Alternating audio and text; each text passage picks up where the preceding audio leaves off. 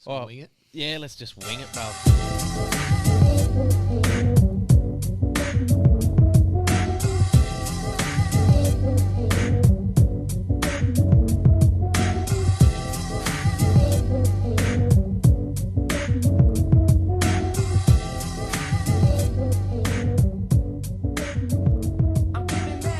Alright, Kaya, Wanju.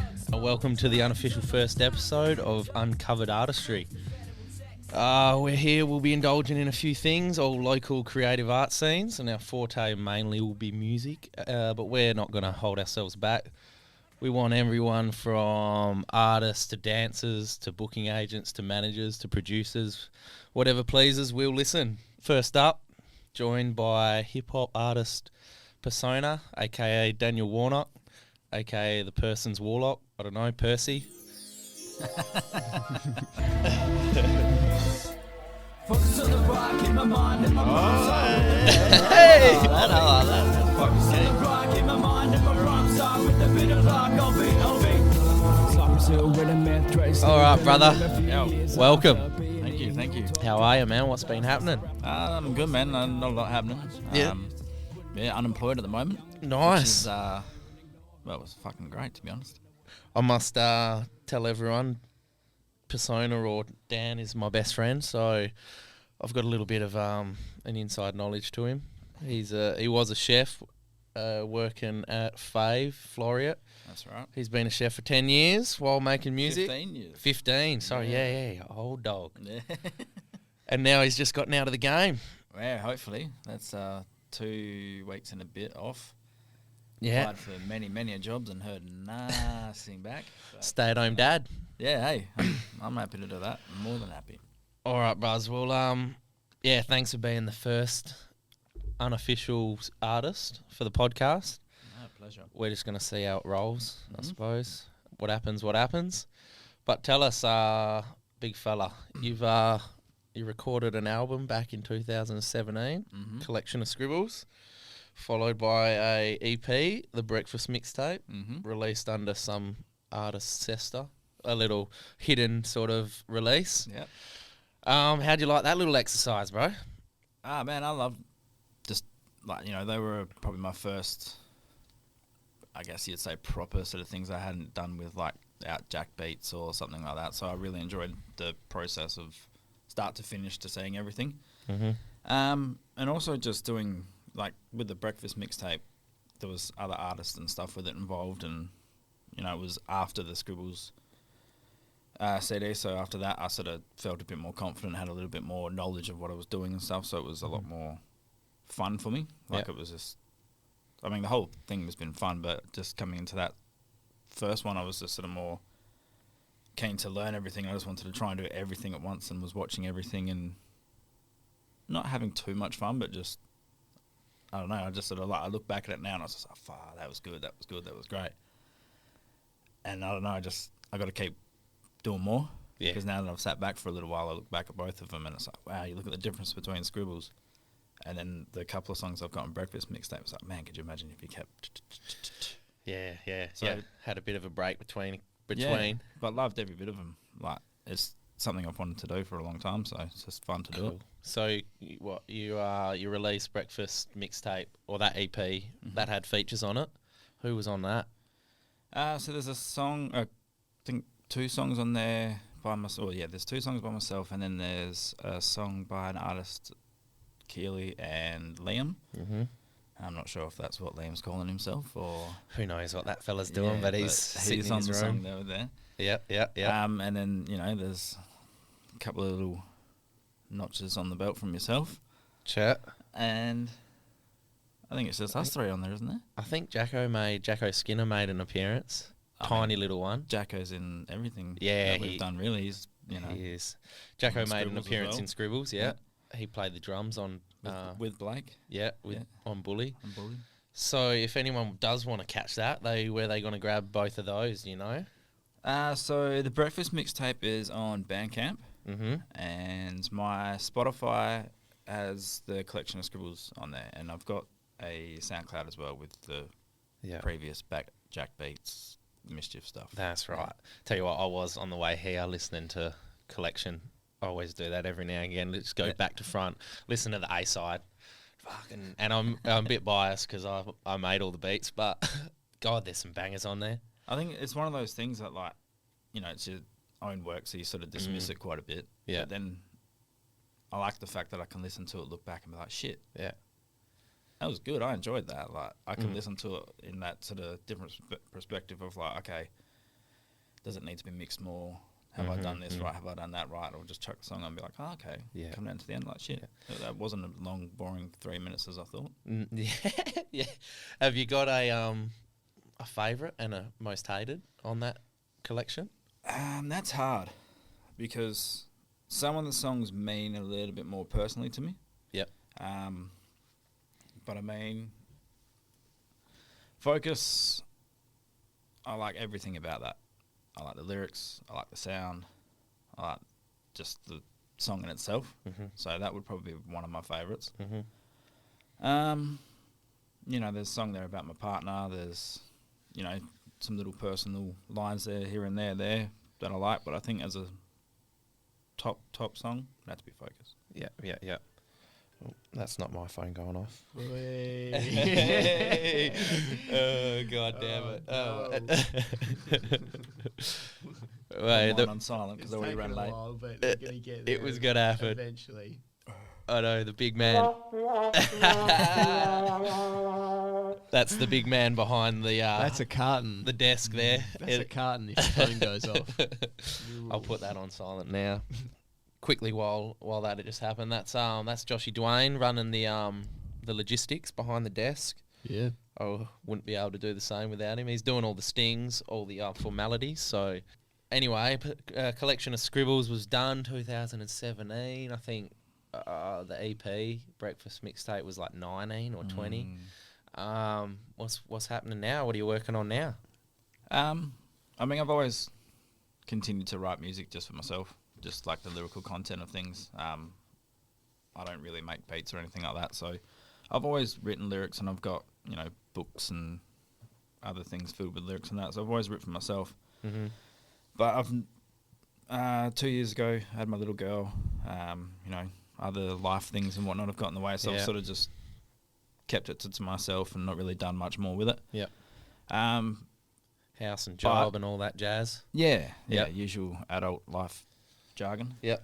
And then I suppose in relation to new music, we'll play another sting. But Yeah, because I've decided to put some of the personal stuff out. yeah, But before the personal stuff comes out, I've, you know, been bullied into making more music with you and the notorious Legham Liam.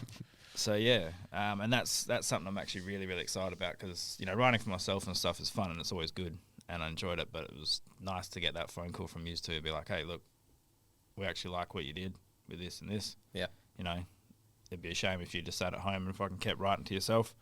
We've got an idea and we've got this and we'd love to work with you on it. yeah, And that to me made it really, really cool. yeah.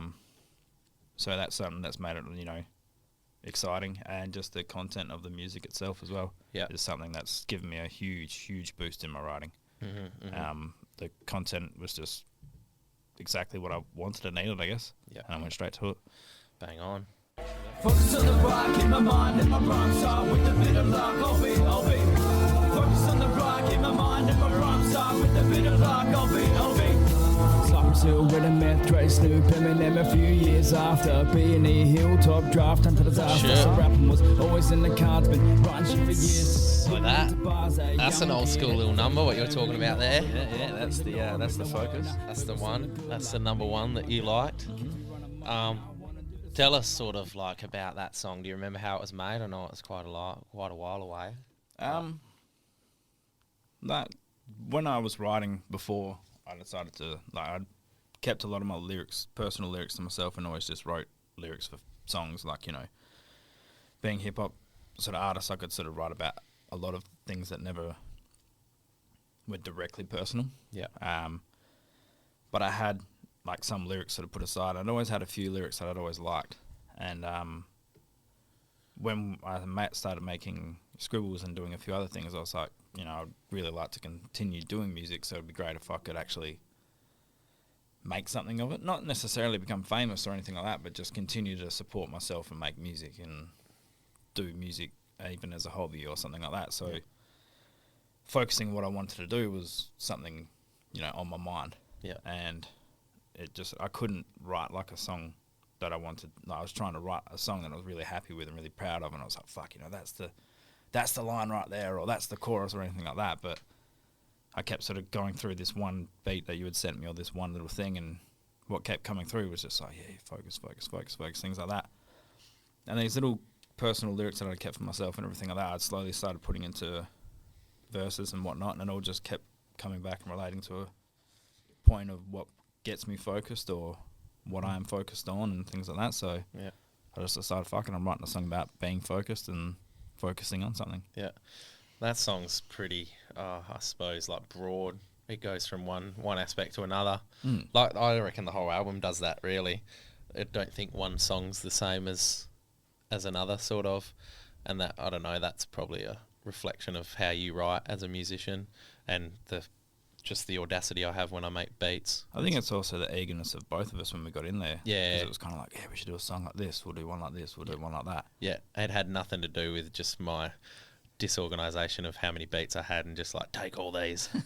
Or even my collection of lyrics are just like, this will fit to that. Yeah, what are we going to put with this? Yeah. Oh, that sort of works. But it all came out pretty well, I think. Oh, man, my end result is, like, I wanted to do it to have fun. Yeah. Like, I have set myself the goals of, I wanted to write a song, I wanted to record a song, I wanted to fucking perform a song live. Yeah. And I wanted to, just get good feedback and certain things like that. They were my goals. Yeah. And I achieved them all, so I was happy with it. Yeah, bang on. Very happy with it. This song, I think we sort of started this podcast, like the idea of this podcast about Polaroids I've taken from bands and stuff over the years. Yeah. And I didn't really click until just now about if we had a Polaroid together or of, that sort of summary of that sort of collection that we did. And now I'm thinking, I'm like, fucking oath we do. We've got heaps of them. Like, we've got Thinking and Drinking. Quite a few up there, yeah. We got, like, that one, I think, where we've got the album, holding the album, and Gary's in the photo as well. Yeah, AKA Jazz, the dog. So now I'm just thinking of that. It's quite relative that we've got you in for the unofficial first launch because there's probably the oldest Polaroid out of all of them. Seduce me. Ever really wanted something totally out of reach? It's on your mind and constantly in your speech. It's something so good I can't even make sense. You're silly. You listen to the voices in your head. Seduced by the dark side, it seems so nice. But what's your... All right, that was a song off the mixtape there. Remember that? Did you hear Courtney laughing in the background there?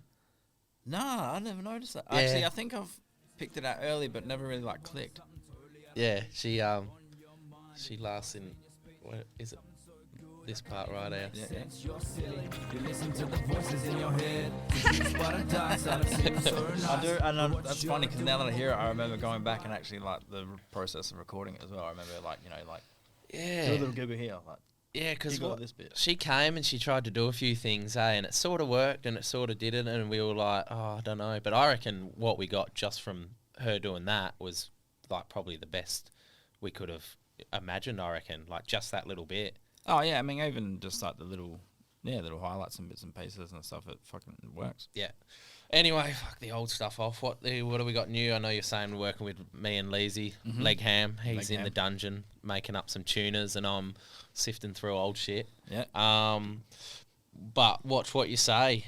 That's going to be the single, I think.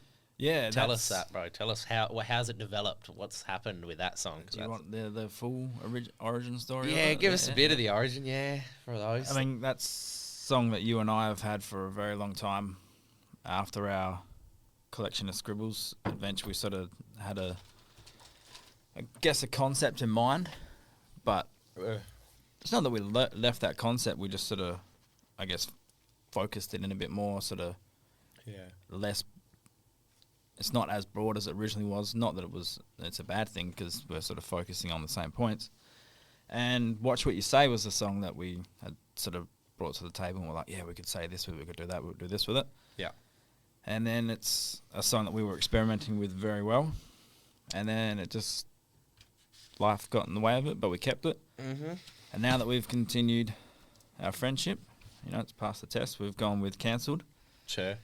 and starting our new adventure and bringing back Watch What You Say Yep. and its content. It's gonna be gravy. Mm. So I think what Dan's trying to say is we had this idea about telling everyone to fucking watch what they say, because pretty much. every dog's pretty much racist. But we I don't know how much you wanted to go into it. yeah, I mean, the people's got to know, I suppose. Oh, I'm more than happy to fucking Yeah. call out racist. Just. But we sort of honed that idea and have now like sort of narrowed it down to just one concept. We're just making it relative to now the times, I suppose. Before we were talking about the grey area and people not talking about it, and now we're talking about cancelled culture and stuff like that. It's a reference to that sort of side of things. Like for me personally, it's it's the racial thing is a huge thing for it. Mm-hmm. That's why Watch What You Say was sort of like the title and the whole thing for the song, because it was not necessarily like, don't be racist, don't say this, don't say that. It's like, I have family and I have fucking people of colour within my family and friends and everything like this, and you hear someone say something, then they get called out in that, and then it's, oh, no, I didn't mean that, you're like this, or you're one of the good ones, or you're this, you're that. So it was, no, from the beginning, just watch what you fucking say. Yeah. So, What else is going on with that EP? Have you got a few tracks down, or? yeah, I mean, I've got at least 8 or 9 songs that I'm like happy with, 100% ready to go. Yep. And then still playing with another 6 or 7. Just waiting on those producing dogs to get their shit together, eh? Oh, it's also me as well. It's also me. But He I mean, can't blame anyone, can he? He's that nice. that's not the nice thing as well. It's just, if I really, really wanted to, I could fucking learn to make beats and shit myself. Yeah. We all got life for admin shit to do. So yeah, basically we're trying to put together a new album, I suppose. That's probably what it'll be. We said it would be like 3 or 4 tracks, and Dan's like, maybe like 6, 7 or 9, 12. And it's probably turned out to be like that now. But then again, that might get the cut. Some might not make the cut. Yeah, that's true. We'll see what sort of gets thrown on the drawing board and what fits and what doesn't fit. We have a little listen before, man. It sounds awesome. Oh, This cool. new stuff. Yeah. And I remember your real early old stuff that Yeah, I used to yeah. produce as well. But Mm-hmm. it's like with heaps of hip hop artists. Like it's all early on. It's all real raw, Yeah. and then now it's really refined. And It's also like the young age of things as well. Like when you start out, you want to try your hardest to not necessarily act hard, but the music you listen to and things was a lot more party orientated, or Because we all actually made a tune together. I don't know. That's Josh, you remember? I used to drag all these little fellas in to make beats with me, even though they didn't want to make hip hop. I'm like, write some lines. And I think you we got to made dig that up. we'll dig that up. Put it on the underneath in the timeline. But we made 2 tracks together. I think Joshy was on one of them. I made just a slam track back in the days to carry my little preamp round to Joshy's mum and dad's, and got him and Rachel and Trav on a track. And then we did you remember the Hill songs, Somewhere Different or something like that? Film that all. Performed the it at video for it. Yeah. At Your brother's 18th? 21st it was, eh? I was going to say, I know it was a birthday, yeah. Remember that, because then, we did it. I think we did it during the day, and we set up that night a stage and shit downstairs. Had the whole posse on the stage. Right? Oh, that photo still stands the test of time. There's Joshy in a Jester's thing. It's even got Dave in the background. Yeah, Just fucking it's got dancing Dave. there. Blake's in there. Jacko's up there. I'm there. Rachel's up there as well. Yeah. And that was a big night. Like we were on some. That I remember. Yeah, we got some pharmaceuticals delivered, and Joe, my younger brother, before he started forcing the law, he's done these pharmaceuticals and couldn't even blow out his birthday cake. That's how good they were.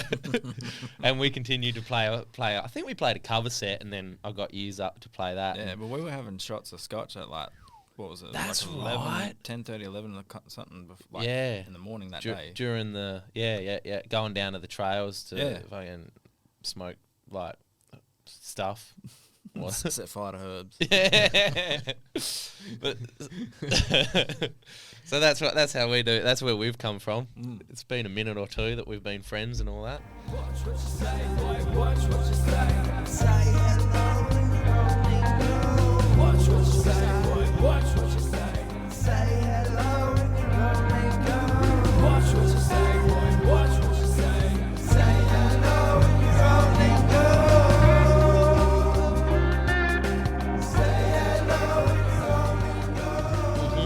Nice hearing that in a good pair of headphones. Yeah, in there. Yeah. I suppose Joshy was saying when he first heard that, he's like, man, it's like full, you know, it sounds like something you've done something right sort of thing.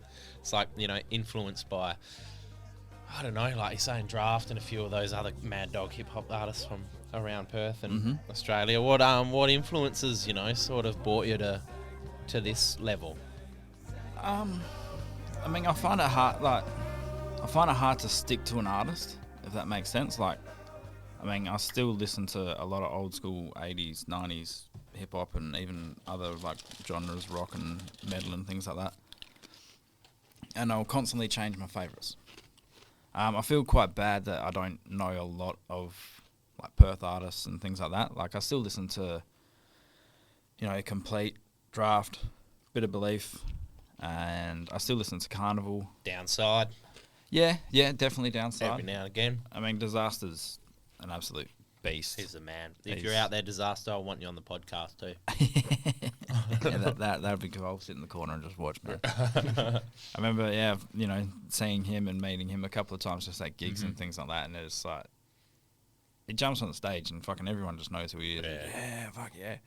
Yeah. And you see the videos and everything else of him just drumming, MPC and rapping and everything like that. And you're just like, the dude's just casual as well. Yeah. Well, you did some like production courses and stuff too with Optimus back in the day, eh? Yeah, he had a little hip hop course going, and I did I think it was the first one that they had. Yeah. And that was cool. Like, it was, I think me and beat making and production is just something that doesn't work well together. I think it's the whole the whole computer side of things. Like, I get down, it's like sit down and sit in front of the computer or do whatever, and I just can't focus. I can't sit still. Like, it's not like I'm distracted or anything. It's just it just doesn't sink in. Yeah, I could be showing something, do something, and then I'll, you know, start it again, do it again, and then that process that I did before, I can't remember. Yeah, but the other side of that was quite cool. Like, I got to meet a lot of other artists around. I got to sort of, not so much like spit and ciphers and things like that, but every week that we went, we did do a little like freestyle thing at the end and stuff like that. And it was good for me just to sort of get that confidence going. Just so, you know, like, spit a rap in front of some people, especially people that rap themselves. Yeah. And then after the class and that, someone comes up to you and like, yeah, man, that was sick. Because they don't have to do that. It's like, you know, you'll clap when they're in class, like, yeah, cool. Yeah. Give them his props. Yeah, cool, thanks, sit down. Yeah. But then afterwards, someone comes up and like, man, that was actually pretty cool. You're like, all right, sick. And then you sort of start branching out, talking to people, getting to know, like, you know, they were teaching us Optimus was teaching us how to brand ourselves, you know, what to sort of look out for, how to promote yourself, little things like that. And obviously just having someone who's done quite well for themselves. Yeah. And, you know, who was a pioneer of Perth hip hop as well. Yeah. Just to sort of take people under the wing as well. Like, I know he worked quite close with a few people. Helped him in the studio and other bits and pieces and that. Yeah. I sort of dropped out towards the end of the classes and that. Started wagging. Yeah, wagging the class that I played for myself. Like high school, eh? Yeah, man, I just can't help myself. Yeah. At least you didn't go and get a chef and apprenticeship. Oh, wait, you did.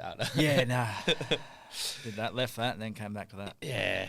I suppose it's a bit like, it's more satisfying having someone in the scene tell you, you know, you're doing the right thing, you know, because we always had friends or dragged friends and people. Well, even just other up and coming artists, who, you know, especially for a hip hop artist, like I know myself, you know, it is very competitive, and you think to yourself, like, fuck, I personally think I could do that song better, or my lyrics are fucking better, my flow's nicer, it sounds better than with me, or something like that. And then for someone to, you know, put their pride aside and be like, shit, man, like, you know, because I was a quiet person just sitting in the back watching people, I didn't make friends. So it was a nice little confidence booster, and, you know, help you get into the scene and let you know that everyone's not an arsehole. Yeah. Joshy's secretly hitting me up with some symbols, which he wants me to ask about the house at home. I'm not sure. We all good, big boy? Yeah. That was bring it home. Yeah, that's doing what well. I thought. You're doing real well though. This is It's why we're gone doing longer it. than expected, which Yeah. is a good thing. I knew it would It's with good chat. Percy. Oh yeah, It's a I good can yarn. talk. I know. I was gonna. I've probably gone off topic and just Yeah, started talking. I was gonna wrap it up I was gonna try and wrap it up pretty early, but I thought, you know what, if we could do a 40-minute opener, I was just going to let you go. Yeah. Well, just hit us up, but I want to know one thing. What's your? Pretty much, I want to know every artist. Where they would go if they were hungover, like bakery wise. Where do they go on to get a feed? And I'm not talking KFC. I'm not talking Red Rooster because fuck that sort of shit. I want to know what's the best bakery, what's the best pie, what's the best pastry. He's a chef. Yeah. I mean, I haven't had a good meat pie in a while. Yeah. But back in the day when I had a meat pie, the last good meat pie I had, I think, was the Gidge Gunnup Bakery. Oh, hallelujah. Yeah, you know. Yeah, they do a good curry pie out there too. Yeah. Thank you. Old Hills boy. Big boy with the grabs. But, I mean, for me, like hangover food, it's got to be somewhat greasy. Yeah. Especially for that breakfast, I won't, if I had a choice, it'd be a fucking potato roasty, poached eggs, some bacon, sausages. Yeah. Tomatoes. That's like a flash hash brown at Ross. Yeah. Like we're talking big breakfast, but I gotta have that little chef twist with some shit, and I gotta All have the like condiments. fresh made hollandaise. It's none of this store bought shit. No. Don't get me wrong, I'll smash a McDonald's breakfast too. Oh yeah. Yeah. It depends on the hangover as well. Like if I'm too hungover, then it's McDonald's. Or if you're that's still all. drunk, then it's I'll cook my own sort of food. No, if I'm still drunk, it's probably McDonald's too. that's just the safe option. Hallelujah. If I'm somewhat functionable, me and the missus go out. Yeah. Get some nice breakfast. That's the way to do it, I reckon. Yeah, Roger. Yeah. Get yourself a juice. Yeah, freshly squeezed A orange. couple of black coffees, you bro. That's the way. All right, we're going to probably leave it there. We might try this thing me and Joshy been throwing out. It's called the Bird Challenge. It's very new that we don't know what we're going to do. We came up with the idea because we're at Hen House Studios in Osborne Park. Yeah, baby. Spooky. Haven't got a bird noise. We'll work on that, eh? We'll get a grab for that. Hen House Studios. Thanks for having us. This is sort of where the idea came from. Cool studio too. Yeah, real nice. If anyone wants to get down and either practice as an artist with a band, as DJs, I think they've got recording studios. We're in the podcast studio. They've got the whole kit and caboodle. We're just going to ask each band sort of to come up with a bird that sort of represents them. At the moment, we've sort of said, summarise yourself in a jingle, in a song. I think we'll keep it open to anything if they want to draw a picture, do a dance, do whatever sort of thing. But I threw it at you the other day.